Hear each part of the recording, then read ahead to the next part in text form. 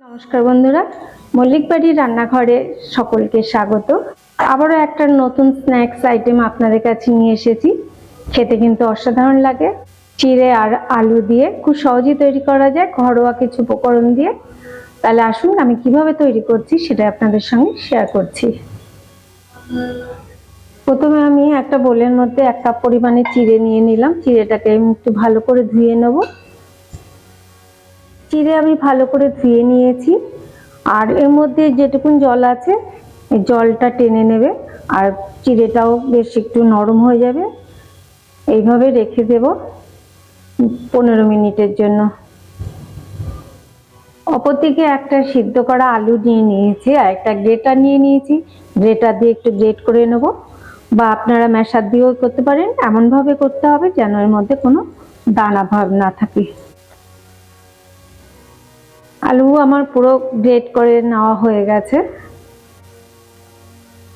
এবার এর মধ্যে আমি দিয়ে দেবো আগে থেকে যে আমি চিড়েটা ধুয়ে রেখেছিলাম, একদম পুরো জল ঝরে গেছে, এটা দিয়ে দেবো।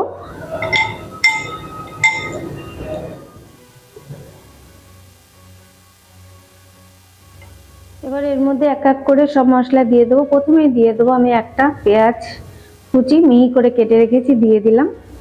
দিয়ে দিলাম 1 চামচ আদা আর রসুন গ্রেট করে রেখেছি, দিয়ে দিলাম। চাইলে আপনারা পেঁয়াজ রসুনটা বাদ দিতে পারেন। দিয়ে দিলাম 2টো লঙ্কা কুচি, দিয়ে দিলাম 1/2 চামচ রেড চিলি পাউডার। ঝালটা অবশ্যই আপনাদের স্বাদ অনুযায়ী দেবেন, তবে একটু ঝাল ঝাল হলে খেতে ভালো লাগে। দিয়ে দিলাম অল্প জিরে গুঁড়ো, অল্প হলুদ গুঁড়ো, দিয়ে দিলাম স্বাদ মতো লবণ, আর দিয়ে দিলাম ধনে পাতা কুচি, আর দিয়ে দিলাম 1 চামচ চাট মশলা, বা এর পরিবর্তে আপনারা আমচুর পাউডারও দিতে পারেন। আর স্বাদটাকে ব্যালেন্স করার জন্য সামান্য একটু চিনি দিলাম, চাইলে আপনারা নাও দিতে পারেন। আর দিয়ে দিলাম 2 চামচ পরিমাণে কর্নফ্লাওয়ার, দিলে বাইন্ডিংটা ভালো হয়। যদি আপনারা চান এর পরিবর্তে চালের গুঁড়োও দিতে পারেন। এবার সবকিছু দিয়ে একটু ভালো করে মেখে নেব।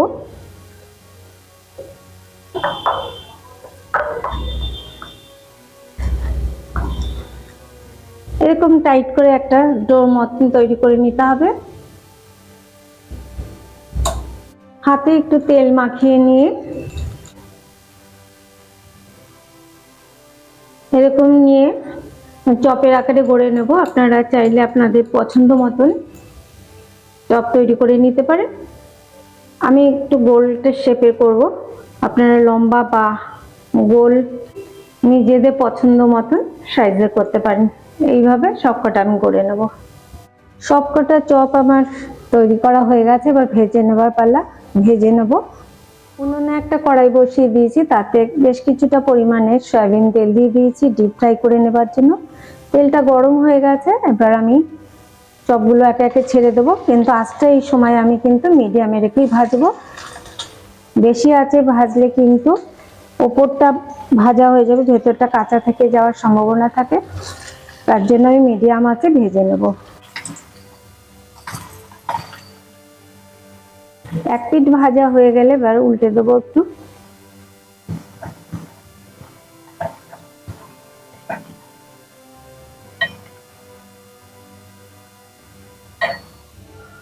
এবার বারবার করে একটু উল্টে পাল্টে দেবো, যাতে সব দিকে ভালো করে ভাজা হয়। আর একটু সময় দিয়ে ভাজতে হবে। চপগুলো ভাজা হয়ে গেছে, সুন্দর একটা কালার চলে এসছে। এবার আমি তুলে দেবো।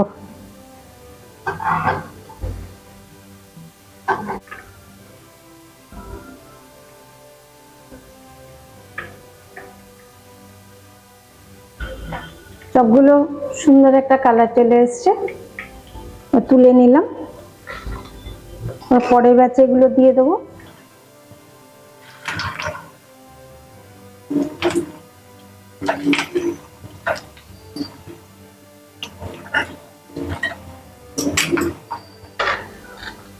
এই ব্যাচে এগুলো ভাজা হয়ে গেছে, এবার এগুলোকেও তুলে নেবো।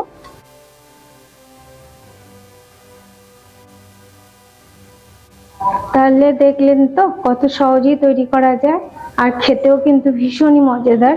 আপনারা এইভাবে একবার তৈরি করে দেখবেন, কেমন লাগে আমাকে কমেন্টে অবশ্যই জানাবেন।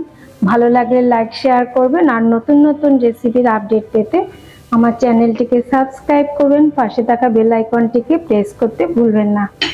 একটা ভেঙে দেখাই কতটা ক্রিস্পি হয়েছে, আর চাটনি বা সস দিয়ে খেতে কিন্তু ভীষণই ভালো লাগে। আবার আসবো অন্য কোনো রেসিপি নিয়ে। আপনারা ভালো থাকুন, সুস্থ থাকুন।